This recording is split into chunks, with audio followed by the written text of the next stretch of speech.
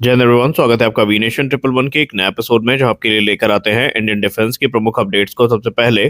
तो चैनल को सब्सक्राइब करना मत भूलिएगा। आइए नजर डाल लेते हैं आज की प्रमुख डिफेंस अपडेट्स पे। गैस टरबाइन एस्टैब्लिशमेंट अब कावेरी इंजन को उड़ान परीक्षण यानी फ्लाइट टेस्टिंग के लिए तैयार कर रही है। योजना के अनुसार 2030 तक एक पुराने तेजस मार्क वन, जो कि लिमिटेड सीरीज प्रोडक्शन का यह विमान है, उस पर कावेरी इंजन का फ्लाइट ट्रायल किया जाएगा। बताया जा रहा है कि शुरुआती परीक्षण में कावेरी इंजन का वर्तमान 73 किलोन्यूटन थ्रस्ट वाला जो आफ्टर बर्निंग संस्करण है वो इस्तेमाल होगा।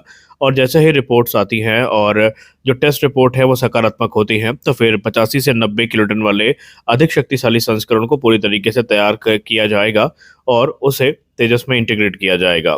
फिलहाल अभी जो गैस टरबाइन एस्टैब्लिशमेंट है, ये पहले 73 किलोटन वाले इंजन की वास्तविक उड़ान में क्षमता को जांचना चाहती है। इससे इंजन की विश्वसनीयता, प्रदर्शन और थ्रॉटल रिस्पांस, स्थिरता और विमान के साथ उसके इंटीग्रेशन का वास्तविक डेटा मिलेगा।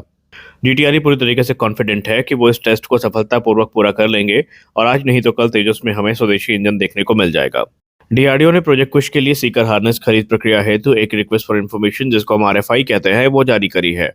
सीकर हार्नेस मिसाइल के सीकर और गाइडेंस कंप्यूटर के बीच डेटा और पावर ट्रांसफर करने वाला एक महत्वपूर्ण इंटरफेस होता है। ये कदम दिखाता है कि प्रोजेक्ट कुश के महत्वपूर्ण सब सिस्टम पर तेजी से काम चल रहा है। अब सीकर हार्नेस हमारे लिए इतना महत्वपूर्ण क्यों है? बेसिकली अंतिम चरण में लक्ष्य को खोजने, ट्रैक करने और उस पर लॉक करने वाले सीकर से डेटा मिसाइल के कंप्यूटर तक पहुंचाता है सीकर हार्नेस। यदि डेटा ट्रांसमिशन में थोड़ी भी रुकावट आती है तो लक्ष्य ट्रैकिंग और इंटरसेप्शन क्षमता प्रभावित हो सकती है। इसीलिए इसे अत्यधिक विश्वसनीय, कंपनरोधी और इलेक्ट्रोमैग्नेटिक हस्तक्षेप से सुरक्षित होना चाहिए, और ये सारा काम सीकर हार्नेस अच्छे से करता है। अब प्रोजेक्ट कुश की बात करें तो कुश के इंटरसेप्टर मिसाइल्स की गति मैक 5 से अधिक होने की उम्मीद है। इतनी उच्च गति पर मिसाइल को वाइब्रेशन, हाई जी फोर्स, शॉक लोड और तीव्र तापमान परिवर्तन का सामना करना पड़ सकता है, और इसीलिए सीकर हार्नेस को बेहद कठोर परिस्थितियों में भी बिना किसी कह सकते हैं गलती के काम करना होगा, और यही चीज़ यहाँ पर डीआरडीओ की तरफ से की जा रही है। भारतीय नौसेना ने फैसला किया है कि उसके सभी अत्याधुनिक फ्रंटलाइन वॉरशिप्स में ब्रह्मोस सुपरसोनिक क्रूज मिसाइल की तैनाती की जाएगी, और ये जानकारी ब्रह्मोस एरोस्पेस के संयुक्त प्रबंध निर्देशक अलेक्जेंडर मक्सिचेव ने फ्लीट 2026 रक्षा प्रदर्शनी के दौरान करी है। दरअसल भारतीय नौसेना के सभी प्रमुख युद्धपोत आगे भी ब्रह्मोस मिसाइल से लैस रहेंगे। ब्रह्मोस दुनिया की सबसे तेज सुपरसोनिक क्रूज मिसाइल्स में से एक है, जिसकी गति मैक 2.8 से मैक 3 तक की है। इसे जहाज, पनडुब्बी, विमान और जमीन से लॉन्च किया जा सकता है।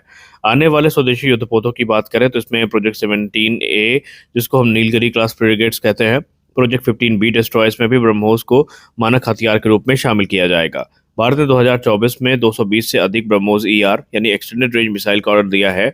नई ईआर मिसाइल बेसिकली ब्रह्मोस की क्षमता को काफ़ी बढ़ाती है, क्योंकि इससे इनकी रेंज जो है 800 किलोमीटर से ज़्यादा हो जाती है। भारतीय नौसेना ने विभिन्न प्लेटफॉर्म से ब्रह्मोस का सफल परीक्षण कर इसकी विश्वसनीयता को साबित कर दिया है, और अब बारी है अपने फ्रंटलाइन वॉरशिप्स में इसको बड़ी संख्या में इंटीग्रेट करने की। क्या भारत दूसरी S-400 डील को साइन करने वाला है? भारत ने 5 अतिरिक्त S-400 Triumph air defence system खरीदने के लिए जो एक्सेप्टेंस ऑफ नेसेसिटी है, इसको मंजूरी दे दी है। इस नए सौदे की अनुमानित लागत तकरीबन 1 लाख करोड़ हो सकती है, जो 2018 के मूल S-400 एयर डिफेंस सिस्टम की डील से बड़ी होगी। अब भारत और रूस के बीच में कीमत, डिलीवरी स्केड्यूल और अन्य शर्तों पर बातचीत शुरू होगी। संभावना है कि दूसरा S-400 अनुबंध जो है वो 2026 के अंत तक साइन हो जाएगा। भारत ने 2018 में रूस से 5 S-400 स्क्वाड्रन की खरीद का ऑर्डर दिया था, और चौथी स्क्वाड्रन जून 2026 तक मिलने की उम्मीद थी। वही पांचवा स्क्वाड्रन हमें नवंबर 2026 तक डिलीवर हो सकता है। इस बारे में रूस से रिपोर्ट सामने आई है।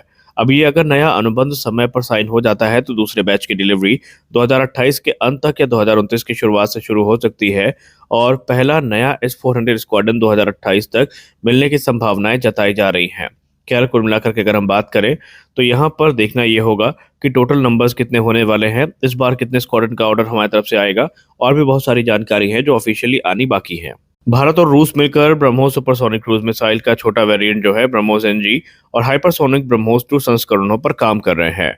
रूस के भारत में राजदूत डेनिस आलिपोव ने बताया कि ब्रह्मोस परिवार में अभी भी बड़े स्तर पर आधुनिकीकरण और तकनीकी विकास की संभावनाएं हैं। ब्रह्मोस NG की अगर हम बात करें तो ये मौजूदा ब्रह्मोस का छोटा और हल्का संस्करण है, और इसका वजन तकरीबन 1.2 से 1.5 टन के आसपास होगा, जबकि वर्तमान ब्रह्मोस का वजन 3 टन है।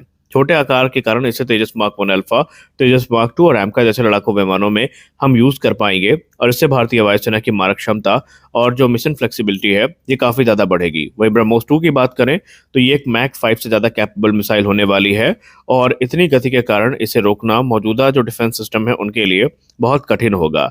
ये भारत को लंबी दूरी से अत्यधिक सुरक्षित और महत्वपूर्ण लक्ष्यों पर तेजी से हमला करने की क्षमता प्रदान करेगी। तो आज के इस वीडियो में बस इतना ही। आशा करते हैं वीडियो आपको अच्छी लगी होगी। वीडियो अच्छी लगी वीडियो को लाइक करिए, नए हैं चैनल को सब्सक्राइब करिए। मिलते हैं अगले वीडियो में, तब तक के लिए जय हिंद।